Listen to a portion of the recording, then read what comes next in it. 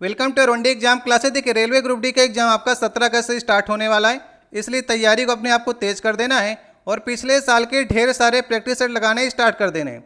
हमने भी आपको साइंस के और रीजनिंग के काफ़ी सेट कराए हैं, जिसे आप लोग प्ले स्टोर जाकर के वहाँ पर से देख सकते हैं।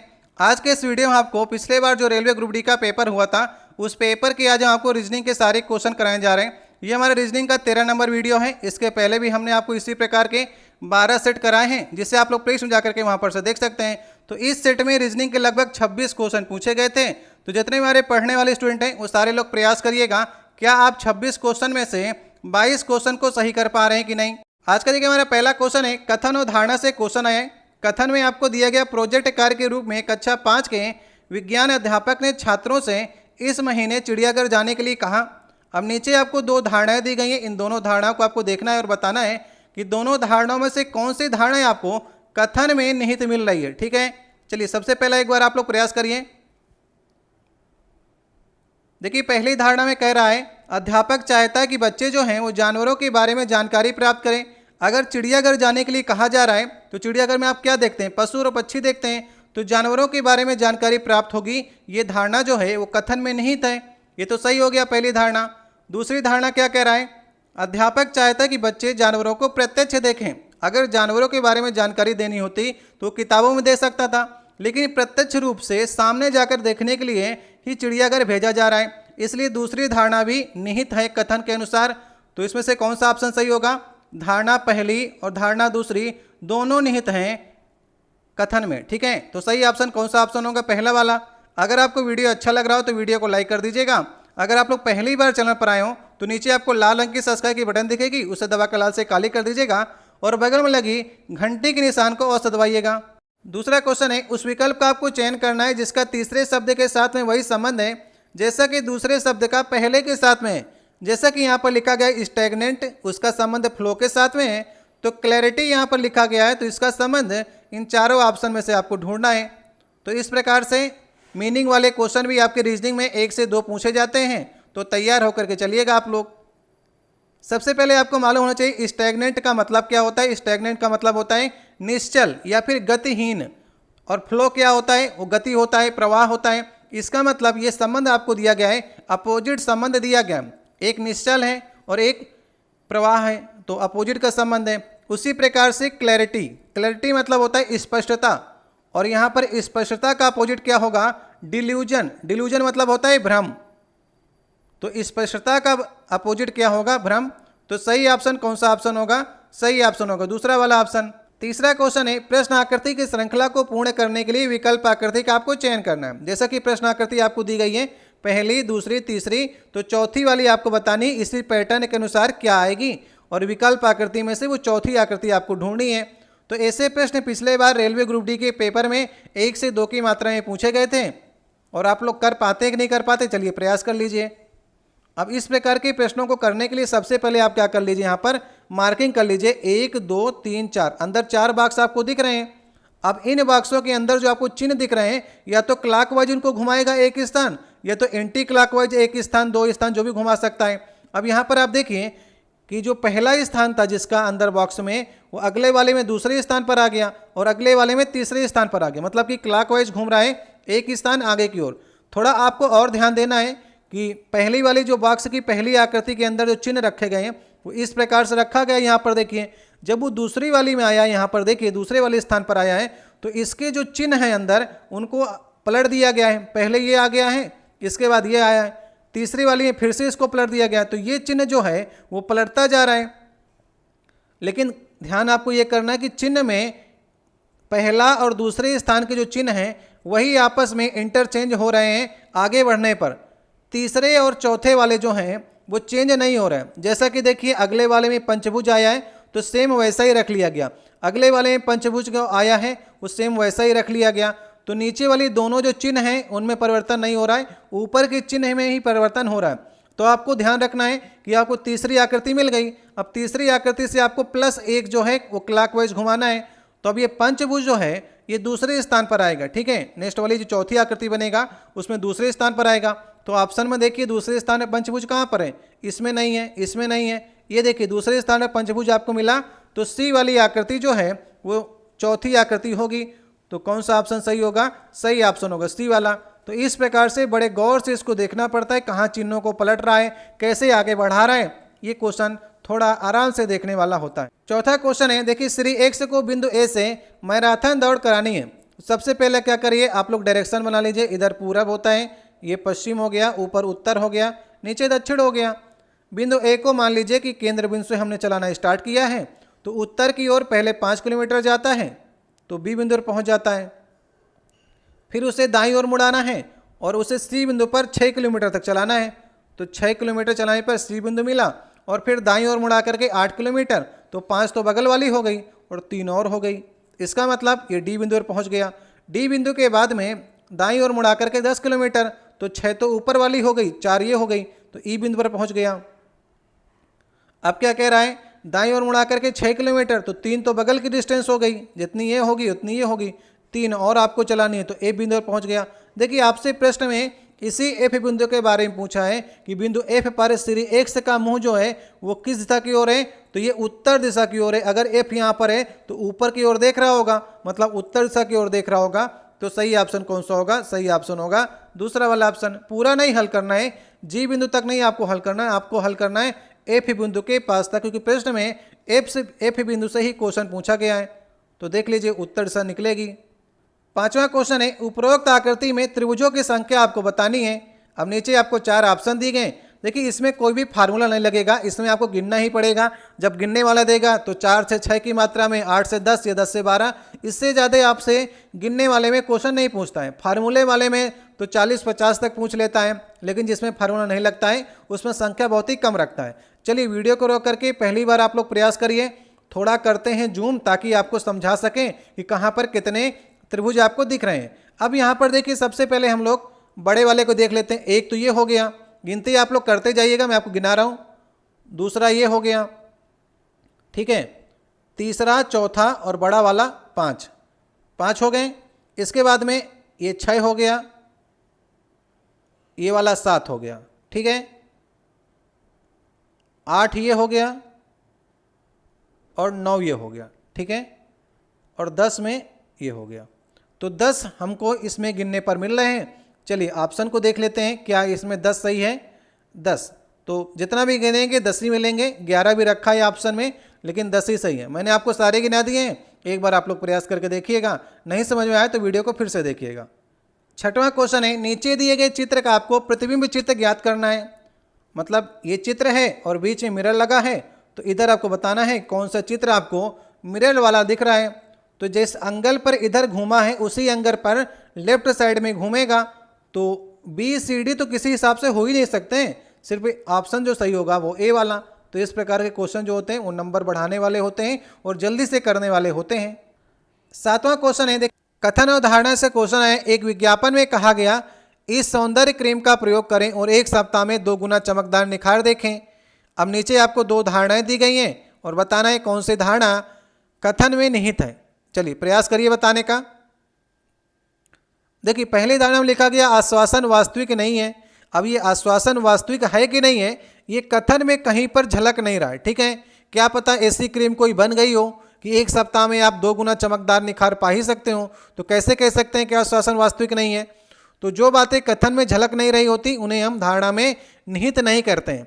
जैसे आश्वासन वास्तविक नहीं है, ऐसा हम नहीं कह सकते, तो ये धारणा निहित नहीं है। तो पहली वाली धारणा तो गलत हो गई। लोग सुंदर होना पसंद करते हैं, ये बात बिल्कुल सही है कि इस सौंदर्य क्रीम का प्रयोग करें और 1 सप्ताह में 2 गुना चमकदार निखार देखें। तो लोग सुंदर होना पसंद करते हैं, तभी तो ऐसा विज्ञापन छापा गया है कि आप 1 सप्ताह में 2 गुना चमकदार निखार पाएं। तो पहली धारणा को आप निहित नहीं मानेंगे, जबकि दूसरी धारणा जो है निहित है। सही ऑप्शन होगा तीसरा वाला। 8वां क्वेश्चन है, प्रश्न चिन्ह के स्थान पर उपयुक्त बैठने वाले विकल्पों में से निम्नलिखित में से सही विकल्प का आपको चुनाव करना है। जैसा कि 1, 2, 3 आकृतियां आपको दी गई, चौथी आपको बतानी है। और नीचे आपको 4 विकल्प आकृतियां दिख रही हैं ए बी सी डी, इसी में से कोई एक ऑप्शन सही है। देखिए अगर आप पहली आकृति को देखेंगे और दूसरी आकृति को देखेंगे, अगर बीच में हम मिरर का निशान रख दें, तो ये आकृति जो पहली वाली है, दूसरी जो बन रही है वो मिरर आकृति है। उसी प्रकार से तीसरी और चौथी के बीच में अगर हम मिरर रख दें तो नेक्स्ट वाली आकृति आपको प्राप्त हो जाएगी। अगर आप बीच में मिरर रखेंगे तो कौन सी आकृति आपको प्राप्त होगी? ए वाला ऑप्शन आपको प्राप्त होगा। तो सही वाला ऑप्शन कौन सा होगा? ए वाली आकृति, मतलब ए वाला ऑप्शन, पहला वाला ऑप्शन सही होगा। तो बीच में मिरर रखने के बाद ही आपको दूसरा मिल रहा है, तो तीसरे के बीच में रखेंगे, चौथा आपको मिल जाएगा। 9वां क्वेश्चन है, जब इसे बिंदुदार रेखा पर मोड़ा जाता है तो कौन सा पैटर्न पारदर्शी शीट के समान होगा, ये आपको बताना है।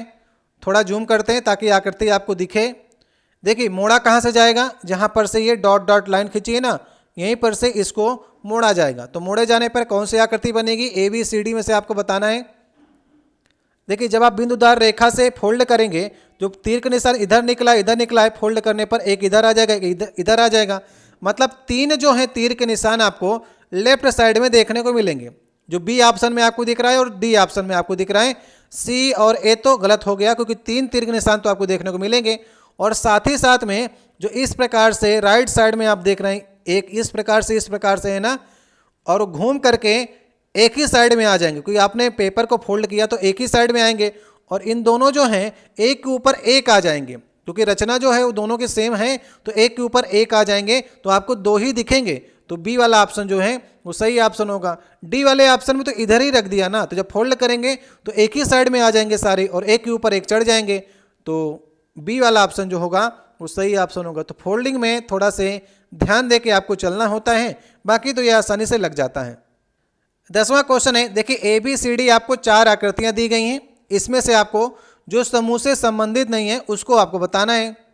अब अगर आपने पिछला वाला हमारा 12 नंबर सेट देखा होगा, तो वहां पर क्या किया था, इन्हीं गेंद के अंदर नंबरिंग कर दी थी, 1 2 3 4 5 6 इस प्रकार से नंबरिंग कर दी थी। और सभी बॉक्सों के अंदर सेम नंबरिंग थी, एक जगह पर उसने 6 की जगह पर 7 कर दिया था। तो उस प्रकार से भी आपको चुनाव करना है कि रंग भी देखना है, और अगर अंदर कोई संख्या लिखी है तो उसको भी आपको देख के चलनी है। जैसा कि यहाँ पर आप देख पा रहे होंगे कि सभी जगह आपको सारे रंग के गेंद दिख रहे हैं, लेकिन पहले वाले ऑप्शन में ये गेंद का रंग कुछ अलग दिख रहा है, जो किसी ऑप्शन में आपको नहीं दिख रहा होगा। बाकी सभी गेंद के रंग तो सेम हैं, लेकिन पहली ऑप्शन में 6वीं जो गेंद है इसका कलर कुछ अलग डिफरेंस है। तो कौन सी चित्र जो है समूह से संबंधित नहीं है? ए वाला। बाकी सब जगह में सभी रंग आपको मिल रहे होंगे, ए वाले ऑप्शन में अलग रंग की एक गेंद मिल रही है, तो समूह संबंधित नहीं है, पहला वाला ऑप्शन। 11वां क्वेश्चन है, विषम की आपको पहचान करनी है। फिर से देखिए विषम की पहचान करनी है, ए बी सी डी में से आपको 5/E T/20 10/J और 15/O लिखा गया है।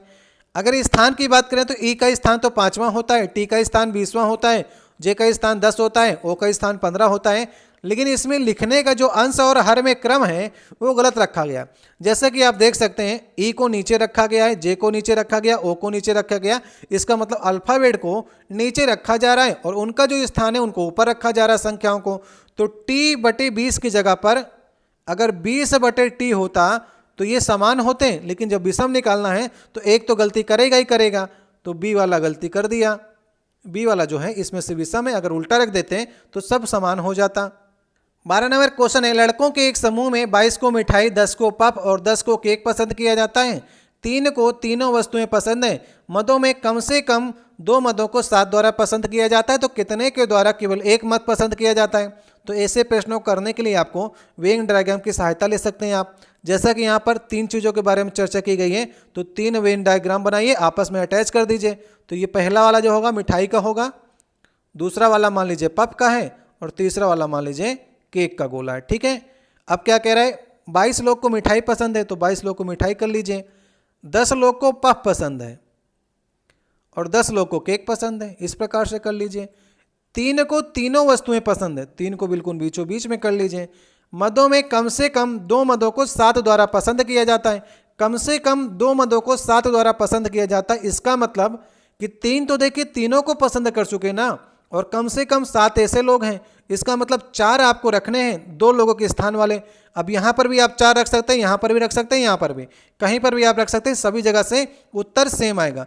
तो हम क्या करते हैं, यहाँ पर रख लेते हैं। ठीक है, अब देखिए 7 लोग जो यहाँ पर हो गए, वो देख सकते हैं कम से कम तो 2 तो पसंद ही कर रहे हैं ना, वो 3 जो हैं वो तीनों पसंद कर रहे हैं, लेकिन कम से कम तो 7 लोग ऐसे हैं जो 2 मदों को पसंद कर रहे हैं। अब हमसे क्या निकालने को आ गया, कितने के द्वारा केवल 1 मद पसंद किया जाता है? तो जितने हमारे बीचों बीच वाले उनको घटा दीजिए। जैसा कि 22 में से अगर हम 3 घटाएंगे तो 19 मिलेंगे हमको सिर्फ मिठाई खाने वाले। समझ गए आप? अब ये देखिए 4 3 7 और 10 में से 10 में से 7 घटाएंगे तो 3 ऐसे आपको मिलेंगे जो सिर्फ पफ खाते होंगे। 4 3 7 ये हो गए, और 10 में से अगर हम फिर से 7 घटाएंगे तो 3 ऐसे होंगे जो सिर्फ और सिर्फ केक खाते होंगे। इसका मतलब 19 6 25, 25 लोग ऐसे हैं जो सिर्फ और सिर्फ मिठाई, पफ और केक खाते हैं। तो सही ऑप्शन कौन सा ऑप्शन होगा? सही ऑप्शन होगा तीसरा वाला। इस तरह आप वेन डायग्राम की सहायता से निकाल सकते। 13 नंबर क्वेश्चन है, देखिए जिस प्रकार से जैक्ड को लिखा जाता है ये कोड भाषा में, उसी प्रकार से ब्राजन को आप किस कोड भाषा में लिखेंगे? ये 4 ऑप्शन आपको दिए गए हैं। अब देखिए जैक्ड को स्पेलिंग को ध्यान से देखिए, ये लिखी गई जैक्ड की स्पेलिंग। तो दूसरा स्थान, चौथा स्थान और छठवां स्थान AKD से स्टार्टिंग की गई है, और JCE जो बचा, तो J को तो पहले लिख लिया गया है, लेकिन E जो लास्ट वाला बचा इसको हम बीच में कर लेंगे और C को लास्ट में कर देंगे। तो इस प्रकार से किया गया है। वैसे ही आप क्या करिए, ब्राजन को लिखिए BRAZEN। तो स्टार्टिंग करेंगे, दूसरा, चौथा और छठवें लेटर को एक साथ रख लेंगे। RZN एक साथ आएंगे, RZN 2 जगह आपको मिल गया, इन दोनों में से कोई एक सही होगा। लेकिन यहाँ पर आपको देखना है, B को आपको पहले रखना है, E को बीच में ले आना है और A को बाद में भेज देना है। तो BEA जो है वो दूसरे वाले ऑप्शन में है, तो दूसरे वाले ऑप्शन को आपको सही करना है। तो इस प्रकार से समझना है कौन लेटर किधर जा रहा है, कैसे इसकी संबंध बन रहा है, वैसे ही आपको इसे करना है। 14 नंबर क्वेश्चन है, देखिए कथन और तर्क से क्वेश्चन आया है। कथन में आपको कहा गया है क्या वातावरण से निरंतर प्रदूषकों के लिए जल निकायों की जांच होनी चाहिए? तो तर्क आपको 2 दिए गए हैं। हाँ में देखिए लिखा गया है, हाँ ये सुनिश्चित करेगा कि आसपास के क्षेत्रों के लिए बेहतर जल संसाधन और भूमिगत पन्य गड्ढा तैयार किया जाए। देखिए जब भी पर्यावरण की बात करेगा ना किसी भी कथन में, तो उसकी जो पॉजिटिव चीज़ें होंगी उसों की आपको तर्क जो है मजबूत करना चाहिए। जैसा कि यहाँ पर लिखा गया है, क्या वातावरण में निरंतर प्रदूषकों के लिए जल निकायों की जांच होनी चाहिए? तो इसके लिए जो हाँ में जवाब दिया गया है वो देखिए पॉजिटिव में है कि नहीं। यह सुनिश्चित करेगा कि आसपास के क्षेत्रों में बेहतर जल संसाधन और भूमिगत पनगड्ढा बनाया जाएगा, बिल्कुल सही है। ये सुनिश्चित करेगा ना कि जांच करेंगे तो हमको बेहतर जल संसाधन मिलेगा, तो पॉजिटिव चीज़ का तर्क हमको सही करना है। नहीं में लिखा गया जांच की कोई आवश्यकता नहीं है, बारिश होने के बाद सभी गंदगी धुल जाएगी, ऐसी बात नहीं है। जांच तो करनी पड़ेगी क्योंकि बारिश के बाद भी पानी गंदा हो जाता है। तो पहला वाला ही तर्क आप सही करेंगे। पर्यावरण की जब भी बात करेगा तो पॉजिटिव चीज़ को सही करेंगे। नहीं वाला विकल्प बहुत ही कम सही होता है। अगर नहीं के साथ कुछ पॉजिटिव चीज़ लगे ना तभी आप उसे सही करेंगे। इसमें तो नेगेटिव लगी ना दूसरे वाले में, तो पहले ही सही करेंगे। पहला तर्क मजबूत है। 15 नंबर क्वेश्चन है, सही विकल्प का आपको चुनाव करना है और श्रृंखला को पूरी करना है। ठीक है, जैसा इस श्रृंखला में आपको 4 पद दिए गए हैं, उस चारों पद को आपको ध्यान से देखिए कैसा संबंध बन रहा है, और फिर 5वां और 6वां आपको बताना है। देखिए अगर आप पहले पद को देख रहे होंगे तो TT तो यहाँ पर लिखा जाएगा, दूसरे पद में TT लास्ट में है, तीसरे में, चौथे में, हर जगह TT लास्ट में ही है। लेकिन ABC और तीसरे पद में अगर आप जाएं तो BCD, इसका मतलब एक एक बढ़ा दिया गया। A से B हो गया, B से C हो गया और C से D हो गया। ठीक है, तो BCD हो गया। अब जब 5वां आप बनाएंगे तो BCD से एक बढ़ा देंगे तो B का क्या हो जाएगा C, और C का हो जाएगा D और D का हो जाएगा E। तो T C D E और T ऐसा आपको बनना चाहिए। ऐसे किस ऑप्शन में आपको मिल रहा है? पहला में मिल रहा है, दूसरा मिल रहा है और लास्ट वाले मिल रहा है। तो इससे काम नहीं चलेगा, आगे वाला आपको निकालना पड़ेगा। आगे वाले पद निकालने के लिए आसान सा तरीका है, A का अपोजिट Z होता है और B का अपोजिट Y होता है और C का अपोजिट X होता है। तो इसका अपोजिट वाले बीच में रख लिए गए।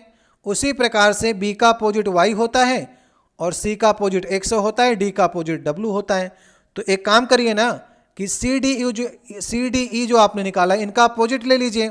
अगर CDE का अपोजिट की बात करेंगे तो C का अपोजिट X बनेगा और D का अपोजिट W बनेगा और E का अपोजिट V बनेगा। तो XWV कहाँ पर लिखा गया है? XWVT। तो ये वाला मुझे लगता है दूसरा ऑप्शन जो होगा वो सही ऑप्शन होगा। चलिए देख लेते हैं एक बार। एक तरह से आप और कर सकते थे, जैसे कि 1 3 5 आपने बनाया, वैसा ही आप बना सकते थे 2 4 6 से। यहाँ पर देखिए जेड से Y हो रहा है, इसका मतलब ये है जेड से Y हो रहा है, तो एक कम किया जा रहा है। हमने 1, 3, 5 वाली सीरीज में क्या किया था, एक जोड़ा था हर पद में, बीच वाले पदों में। लेकिन आप जो 2, 4, 6 वाली सीरीज है इसमें एक एक घटा लेंगे तभी आपको छठवां पद मिल जाएगा। अपोजिट करने की आपको आवश्यकता नहीं पड़ेगी। तो इस प्रकार से भी आप कर सकते थे। दोनों तरीके आपके पास हैं, दूसरा ऑप्शन आपको मिलेगा। 16 नंबर क्वेश्चन है, उस विकल्प का आपको चयन करना है जो तीसरे पद के साथ में उसी प्रकार संबंधित है जिस प्रकार दूसरा पद पहले के साथ में है। तो यहाँ पर देखिए आपको हरा का संबंध रंग के साथ दिया गया है। तो सेब क्या है, हरा अगर रंग है तो सेब एक फल है। तो सही ऑप्शन पहला वाला होगा। तो आसान से क्वेश्चन को जल्दी करके निकलिए क्योंकि आगे के प्रश्नों में आपको समय देना है। तो ऐसे प्रश्न नंबर गेन करने वाले होते हैं। पहला वाला ऑप्शन सही होगा। 17 नंबर क्वेश्चन है, देखिए कथन व निष्कर्ष से क्वेश्चन है। कथन में आपको दिया गया इस वर्ष कक्षा 12 के बहुत सारे विद्यार्थी आसान प्रश्न पत्र कार्य जो है उत्तीर्ण हो गए। अब दो बातें आपको निष्कर्ष में दी गई हैं। पहले देखिए दी गई है संतुलित प्रश्न पत्र सुनिश्चित करने के लिए प्राधिकरण ने प्रश्न पत्र की गुणवत्ता की जांच की। जो प्राधिकरण है, बोर्ड है, उसने देखा कि मान लीजिए कैसे देखेगा, 17 लाख मान लीजिए नामांकन होते थे और 10 लाख हर साल उत्तीर्ण होते थे। लेकिन अब की बार मान लीजिए क्या हुआ कि 17 लाख में से मान लीजिए 16 लाख पास हो गए। तो बोर्ड ये देखेगा ना कि भाई हर बार तो 10 लाख पास हो रहे थे, इस बार 16 लाख कैसे पास हो गए। 17 लाख में से 16 लाख पास हो गए, इसका मतलब जो है प्रश्न पत्र कहीं ना कहीं आसान आया था। जो बिल्कुल नीचे वाले स्टूडेंट था वो भी पास हो गया और जो बिल्कुल अच्छा पढ़ने वाला था वो भी पास हो गया। इसका मतलब प्रश्न पत्र जो है आसान रहा होगा। तो इसकी तो प्राधिकरण ने जांच की होगी तभी तो मालूम चला होगा ना कि प्रश्न पत्र आसान है कि नहीं। तो पहला वाला निष्कर्ष बिल्कुल सही है, संतुलित प्रश्न पत्र आना चाहिए। इसके लिए प्राधिकरण ने जांच की और उसमें पाया है कि प्रश्न पत्र आसान था। तो पहला वाला निष्कर्ष सही है। भविष्य में आसान प्रश्न पत्र बनाए जाएं जिससे अधिक से अधिक विद्यार्थी उत्तीर्ण हो और प्रोफेशनल कॉलेज में नामांकन हो। तो ऐसा नहीं होना चाहिए, प्रश्न पत्र संतुलित होना चाहिए, ना तो कठिन होना चाहिए ना तो सरल होना चाहिए, जिससे जो पढ़ने वाले स्टूडेंट है वो पास हो और जो बिल्कुल कम मेहनत करता है वो पास ना हो। उसका प्रयास होना चाहिए कि हम अच्छी मेहनत करें और पास हों, ताकि वो अभी तो 12 में मान लीजिए पास हो गए किसी प्रकार से, लेकिन आगे जाने पर वो मेहनत करना भूल जाएगा। तो मेहनत करेगा, अच्छे अंक पाएगा। तो एक संतुलित प्रश्न पत्र होना चाहिए। अगर उत्तीर्ण ही करना है तो पेपर ही न लीजिए, सभी को अच्छे मार्क दे दीजिए। तो इस प्रकार नहीं होना चाहिए। तो दूसरे वाले निष्कर्ष को हम सही नहीं करेंगे, पहले वाले निष्कर्ष ही अनुसरण करेगा। तो सही ऑप्शन होगा दूसरा वाला ऑप्शन। 18 नंबर क्वेश्चन है, देखिए चिन्ह परिवर्तन आपको करना है। यदि मल्टीपल का अर्थ प्लस है, प्लस का अर्थ भाग है, माइनस का अर्थ मल्टीपल है और भाग का अर्थ जो है माइनस है, तो इस समीकरण को आपको हल करना है। तो जितनी तेज़ी से आप कर सकते हैं उतनी तेज़ी से करिए। यहाँ पर 11 लिखा गया है। मल्टीपल का अर्थ क्या कह रहा है, प्लस है, और माइनस का अर्थ कह रहा है मल्टीपल है, और प्लस का कह रहा है कि भाग है, और भाग का कह रहा है माइनस है। तो सबसे पहले भाग हल करेंगे। तो ये बनेगा 12 में 2 का भाग करेंगे 6 बनेगा। फिर मल्टीपल 6 दूनी 12 और 12 और 11 जोड़ेंगे तो कितना हो जाएगा 23। 23 में से 7 जाएगा 16 मिल जाएगा आपको। तो सही ऑप्शन कौन सा ऑप्शन होगा, सही ऑप्शन होगा तीसरा वाला ऑप्शन। तो इस प्रकार से जितने तेजी से आप कर सकते हैं उतने तेजी से आप कर सकते हैं इसे।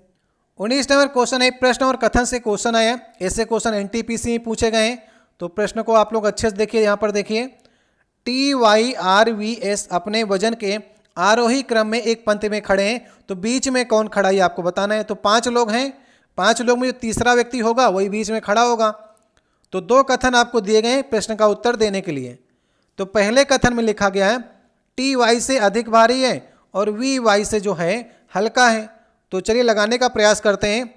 T जो है Y से अधिक भारी है, तो T को पहले रखेंगे, Y को बाद में रखेंगे, और VY से हल्का है तो V को Y से बाद में रखेंगे। S जो है R से भारी है, S R से भारी है, और R जो है T से भारी है, R जो है T से भारी तो R को पहले रखेंगे, और S R से भारी तो S को उससे पहले रखेंगे। तो ये हमने जो लगाया आपको आरोही मतलब कि छोटे से बड़े क्रम में आपको लगाना था, हमने बड़े से छोटे क्रम में लगाया। आप लोग इधर से पलट लीजिएगा, लेकिन बीच का निकालना है ना, तो बीच का तो T ही रहेगा ना। दोनों तरफ से जिधर से आप रखेंगे बीच में T ही रहेगा। और ये प्रश्न का उत्तर आपने कैसे दिया, दोनों कथनों की सहायता ली प्रश्न का उत्तर देने के लिए। तो दोनों कथन पर्याप्त होंगे एक साथ यदि आपको बीच में कौन खड़ा है ये निकालना है। सही ऑप्शन होगा तीसरा वाला। 20 नंबर क्वेश्चन है। यहाँ पर देखिए ए से लेकर के जेड तक दिया गया है, ABCDEF और लास्ट तक जेड तक दिया गया है।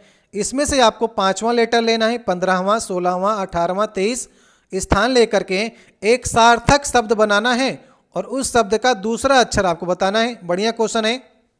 चलिए, बहुत ही कम लोग इसे कर पाएंगे। अगर आप कर लेते हैं इसका मतलब आपकी थोड़ी सी इंग्लिश तो अच्छी है, ये मान लिया जाएगा। ज़्यादा तो नहीं माना जाएगा क्योंकि रीजनिंग में ज़्यादा इंग्लिश पूछता ही नहीं है। अगर थोड़ी सी भी अच्छी है ना तो आप इसको कर ले जाएंगे, क्योंकि बहुत ही सरल शब्द इससे बनते हैं। जैसा कि यहाँ पर 5वां लेटर ई होगा, 15वां लेटर क्या होगा, ओ होगा, 16वां लेटर होगा पी, और 18वां लेटर होगा आर, और 23वां लेटर होगा डब्ल्यू। यहाँ पर से देख लीजिएगा 26 तक लेटर होते हैं। अब यहाँ पर आपको 5 लेटर दिए गए हैं, इनसे एक आपको इंग्लिश का वर्ड बनाना है। क्या बनेगा, कुछ समझ में आ रहा है? थोड़ा से आपको इधर उधर इंग्लिश के लेटर देखने हैं। तो यहाँ पर बनेगा पावर, POWER, समझ गए, पावर बन गया। इनको सार्थक जो शब्द बनेगा POWER, सारे लेटर हैं इसमें। दूसरा अक्षर आपसे पूछा था, ओ निकलेगा। सही ऑप्शन होगा तीसरा वाला, ठीक है। तो पहले लेटर्स को लिखिए, फिर उनसे सार्थक शब्द बनाइए, और दूसरा अक्षर आपको लेना है। तो मैंने बताया ना, थोड़ा सी आपको इंग्लिश आनी चाहिए। तो पावर तो आप जानते हैं, हर जगह आप पावर को बोलते होंगे, POWER, समझ गए आप, ओ आएगा। 21 नंबर क्वेश्चन है, देखिए कथन निष्कर्ष से क्वेश्चन है। कथन में आपको 3 बातें दी गई हैं, तीनों को पढ़िए और बताइए कौन सा निष्कर्ष आपको सही लग रहा है। वेन डायग्राम की आप सहायता ले सकते हैं। जैसा कि यहाँ पर लिखा गया सभी कालीन लाल हैं, तो के से मान लीजिए कालीन का गोला है वो लाल के अंदर होगा। सभी कालीन आमतौर पर ऊनी नहीं होते हैं, तो ऊनी को अलग रख लीजिए। और क्या कह रहा है, कुछ ऊनी नरम है, तो ऊनी के साथ में नरम को अटैच कर दीजिए, ठीक है। अब देखते हैं निष्कर्ष, कोई कालीन नरम नहीं है। अब कालीन जो है नरम नहीं है, ये आप श्योरिटी के साथ नहीं कह सकते, क्योंकि नरम का गोला जो है क्या पता कालीन को छू करके निकल जाए, ऐसे हो सकता है, और ऊनी इस प्रकार से हो जाए, तो ये कंडीशन बन सकती है। इसलिए निष्कर्ष पहले को आप सही नहीं करेंगे, जो बात बिल्कुल सही होगी वही आप सही करेंगे। कुछ कालीन ऊनी हो सकते हैं, कैसे हो जाएंगे, यहाँ पर तो साफ साफ लिखा गया है ना, सभी कालीन आमतौर पर ऊनी नहीं होते हैं, और ये कह रहा है कुछ कालीन ऊनी हो सकते हैं, तो ये बात बिल्कुल गलत है। तो दोनों ही निष्कर्ष सही नहीं है। जो श्योर होगा उसी को आपको सही करना है, ना तो पहला ना तो दूसरा, ठीक है। 22 नंबर क्वेश्चन है, देखिए फिर से कथन निष्कर्ष से क्वेश्चन है। कथन में आपको दिया गया कोई बंदर वन मानुष नहीं है, तो कोई भी जो बंदर है वन मानुष नहीं है, ठीक है। इन दोनों गोला जो होगा अलग अलग होगा। और कोई भी वन मानुष मनुष्य नहीं है, कोई भी वन मानुष जो है वो मनुष्य नहीं है, मनुष्य नहीं है, ठीक है। इस प्रकार से जैसा आप समझ सकते हैं वैसा बना लीजिए।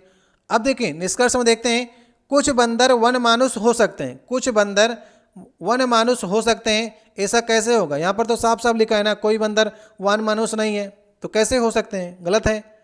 सभी वन मानुष मनुष्य हो सकते हैं, यहाँ पर लिखा गया है कोई वन मानुष मनुष्य नहीं है, और ये कह रहा है सभी वन मानुष मनुष्य हो सकते हैं, कैसे हो जाएंगे जब है ही नहीं है। तो दोनों ही निष्कर्ष जो हैं वो पालन नहीं करेंगे, ना तो पहला ना तो दूसरा निष्कर्ष अनुसरण करेगा, तो पहला वाला ऑप्शन सही होगा। 23 नंबर क्वेश्चन है, यहाँ पर देखिए आपको आरेख दिया गया है फुटबॉल का, हॉकी का और बास्केटबॉल का। एफ से देखिए फुटबॉल है और एच से हॉकी है, और बी वाला जो गोला है वो बास्केटबॉल का है। उसके अंदर जो संख्या लिखी उन छात्रों की संख्या है। तो यहाँ पर आपसे पूछा जा रहा है कि छात्रों की कुल संख्या कितनी है जो बी और एच खेलते हैं परंतु एफ नहीं खेलते हैं, मतलब फुटबॉल जो नहीं खेलते हैं और बास्केटबॉल और हॉकी खेलने वाले आपको निकालने हैं। तो दो लोगों के बीच वाला देखिए, ये गोला जो है बास्केटबॉल का है और ये वाला हॉकी का है। इन दोनों के बीच में 14 लिखा गया है ना, 14 ऐसे लोग हैं जो बी और एच खेलते हैं, और एफ वाले को नहीं लेना है, नहीं तो हम 15 को भी गिन लेते हैं। एफ वाले को उसने छोड़ने के लिए कहा है, इसलिए 14 ही आपको सही करना पड़ेगा, ठीक है। यहाँ पर देखिए अगर बी और एच खेलने वाला कहता तो 15 को और 14 को हम लोग जोड़ लेते हैं, ठीक है। लेकिन आपसे कह रहा है एफ नहीं खेलता हूँ, तो 15 को हम नहीं लेंगे क्योंकि 15 तीनों खेलते हैं, सिर्फ 14 ही को लेना पड़ेगा। सही ऑप्शन लास्ट वाला है। 24 नंबर क्वेश्चन है, कूट भाषा में ATE को ZGV के रूप में लिखा जाता है, तो पील को आप क्या लिखेंगे। अब आपको नीचे देखिए 4 ऑप्शन दिए गए हैं, इनको प्रयास करिए करने का। देखिए ए का अपोजिट जो होता है वो जेड होता है, और टी का अपोजिट जी होता है, ई का अपोजिट वी होता है। अगर आपको अपोजिट नहीं समझ में आता है तो स्थान देख लीजिए, ए का स्थान 1 होता है और जेड का स्थान 26 होता है। तो जब भी जोड़ेंगे अपोजिट वाले को ना तो 27 आपको मिलेगा। उसी प्रकार टी का स्थान 20 होता है और अपोजिट में जी मिल रहा है ना, जी का स्थान 7 होगा, 27 बनेगा हमेशा दोनों को जोड़ने पर। उसी प्रकार से पील को लिखिए, पी का अपोजिट के होता है, ई का अपोजिट यहाँ पर आपने देख लिया वी मिलेगा, तो 2 बार आपको वी लिखना पड़ेगा क्योंकि 2 बार ई है, और एल का अपोजिट ओ होता है, तो के वी वी ओ, एक ही ऑप्शन में वी वी लिखा गया है, तो सही ऑप्शन होगा पहला वाला। तो इस प्रकार से आप आसानी से अपोजिट का संबंध देख के कर सकते हैं। अपोजिट नहीं समझ में आता है तो दोनों लेटर्स का योग जो होगा वो 27 निकल कर आएगा अपोजिट के संबंध में। 25 नंबर क्वेश्चन है, देखिए उत्तर आकृति में आपको सही आकृति का चुनाव करना है। जो अगली आकृति क्या होगी ये आपको बताना है। अगर आप डार्क यहाँ पर देख रहे होंगे, जो डार्क यहाँ पर त्रिज्य खंड आपको दिया गया है, पहले देखिए यहाँ पर ये स्थान पर था, अगले वाले हम देख रहे हैं इस स्थान को छोड़ करके यहाँ पर आया, मतलब 2 स्थान आगे जा रहा है, 1 2 यहाँ पर आ गया। अब आगे 2 स्थान जाएगा तो यहाँ पर आ गया, नेक्स्ट वाले में यहाँ पर आया, अगले वाले में 2 स्थान आगे बढ़ा यहाँ पर, तो नेक्स्ट वाली जो आकृति बनेगी उसमें इस स्थान को छोड़ करके यहाँ पर आएगा। तो कहाँ पर किस ऑप्शन में है? बी वाले ऑप्शन। देखिए इस स्थान पर जो डार्क वाला त्रिज्य खंड है ना आ जाएगा, जैसे मैंने आपको बताया ना कि 2 स्थान छोड़ करके जा रहा है, तो सही ऑप्शन कौन सा ऑप्शन होगा? सही ऑप्शन होगा बी वाला। तो इस प्रकार से आप लोग जान सकते हैं। ठीक है, आराम से इसे देख लीजिए कैसे एक गैप छोड़ करके दूसरे वाले गैप में जा रहा है। तो उसी प्रकार से आपको त्रिज्य खंड को देख करके आसानी से आप कर सकते हैं इसे। 26 नंबर क्वेश्चन है, उस पैटर्न की आपको पहचान करनी है जो अगले के साथ में पालन करेगी। 1 2 3 पैटर्न आपको दिए गए, चौथा वाला आपको निकालना है और ABCD में से आपको चुनाव करना है। जैसा कि आप यहाँ पर देख रहे हैं, अगर हम इस गोले को देखें तो पहली पोजीशन इसकी ये है, उसके बाद यहाँ पर पहुँच गया, उसके बाद यहाँ, तो अभी देखिए एक पोजीशन बचती है। वो पोजीशन कौन सी है? जहाँ पर ये गोला अभी तक नहीं पहुँचा है, तो कंडीशन यहाँ पर होगी। ठीक है, नेक्स्ट वाली आकृति में यहाँ पर गोला आएगा तो चारों जगह पर गोला जो है वो अपने आप पहुँच जाएगा। तो एक कंडीशन बची जहाँ पर गोला आ सकता है, और वो लास्ट ऑप्शन में आप देखिए ये कंडीशन हो सकती है, तो डी वाला ऑप्शन सही हो जाएगा। और आप लोग एक बार देख सकते हैं इसके अंदर जो एक गोला और नाच रहा है उसको भी देखिए, पहला कंडीशन में यहाँ पर है, दूसरी कंडीशन में यहाँ पर है, मतलब अपोजिट जा रहा है ना गोला, यहाँ पर देख रहे हैं आप। उसी प्रकार से तीसरी वाली आकृति में गोला यहाँ है, तो चौथी वाली आकृति में क्या होगा? इसके अपोजिट इस साइड में गोला आएगा, और डी वाले ऑप्शन में साफ साफ आप देख रहे हैं। तो जिस प्रकार से ये ऊपर वाले करने का प्रयास किया वैसा पैटर्न समझिए, और सही ऑप्शन कौन सा होगा? सही ऑप्शन होगा लास्ट वाला।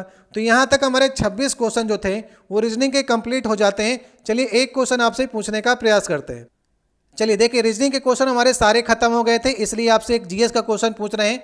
प्लासी और बक्सर की लड़ाई ने कहाँ पर अंग्रेजी शासन की स्थापना की? तो प्लासी और बक्सर की लड़ाई कहाँ पर हुई थी? उड़ीसा में, अवध में, बिहार में या बंगाल में? यह आपको 4 ऑप्शन दिए गए। आप कमेंट बॉक्स में बताने का प्रयास करिएगा। बहुत बार ये क्वेश्चन पूछा गया है। कमेंट बॉक्स में आप ये भी बता सकते हैं कि प्लासी युद्ध किस सन में हुआ था और बक्सर की लड़ाई किस सन में हुई थी, ये आप लोग कमेंट बॉक्स में बता सकते हैं। तो हमने आपको 26 रीजनिंग के क्वेश्चन कराए। इन 26 प्रश्नों में आपने क्या 22 पे सही करने का प्रयास किए हैं, क्योंकि एग्जाम आते आते आपको 26 में 26 करने हैं। तो अभी आप 22-23 तक पहुंचने का प्रयास करिए। अगर 20 आ रहे हैं तो और भी प्रैक्टिस सेट करिए, और कम से कम आप लोग 22 या 23 तक पहुंचने का प्रयास करिए, क्योंकि 2 से 3 क्वेश्चन आपसे नहीं बनेंगे तो चलेगा, लेकिन अभी तो कम से कम पुराने पेपर में आप 26 में 26 करेंगे। ठीक है, तो जब एग्जाम आएगा तो 2-3 प्रश्न आपके छूट भी जाएँ तो भी आपकी मेरिट में कोई भी असर नहीं पड़ेगा। तो इस प्रश्न का आप लोग जवाब दीजिएगा। और पिछले वाले सेट में हमने 12 नंबर सेट में आपसे पूछा था एक सवाल, जिसमें आपको 4 विकल्प दिया गया था, कुत्ता, बकरी, गाय और शेर। तो विषम की पहचान करनी थी, तो इसमें विषम होगा शेर। देखिए शेर क्या होता है? शेर पालतू नहीं है, जबकि कुत्ता, बकरी और गाय जो है वो पालतू में आते हैं। इसमें हम शाकाहारी मांसाहारी से नहीं कर सकते थे। कुत्ता मांसाहारी भी आता है और शेर मांसाहारी में आता है, तो उसमें से आप विषम की पहचान नहीं कर पाएंगे। कुत्ता, बकरी, गाय पालतू हैं, शेर पालतू नहीं है, तो शेर उसमें से अलग होगा। इसका जो आप कमेंट बॉक्स में दीजिएगा 26 प्रश्नों में आपने कितने प्रश्न किए। इसी प्रकार से हम रीजनिंग और साइंस के आपको ढेर सारे वीडियोज कराने का प्रयास करेंगे समय समय पर, जिससे आपका जो है पेपर अच्छा होगा। 17 अगस्त से आपका पेपर स्टार्ट होने की संभावना है। प्रयास करते रहिए, पिछले साल के पेपर लगाइए और करंट अफेयर किताबों से पढ़ते रहिए। आप लोग मैथ की प्रैक्टिस करते रहिए, और साइंस जहाँ तक हो सके जितना आप पढ़ सकते हैं पढ़िए, क्योंकि साइंस के 25 क्वेश्चन आपके एग्जाम पूछे जाएंगे। हमने भी आपको 30 से 40 वीडियो जो हैं वो साइंस के कराई हुई है। पिछले 2-3 सालों से आपको साइंस के वीडियो करा रहे हैं, फिर से आपके लिए स्टार्ट किया है रिवीजन के तौर पर, उसको भी आप लोग देख सकते हैं। पुराने वीडियो हमारे science special, new science special नाम से पढ़े हैं, आप लोग प्ले स्टोर में जाकर के वहाँ पर से देख सकते हैं। मिलते हैं नेक्स्ट वीडियो में। बहुत बहुत धन्यवाद।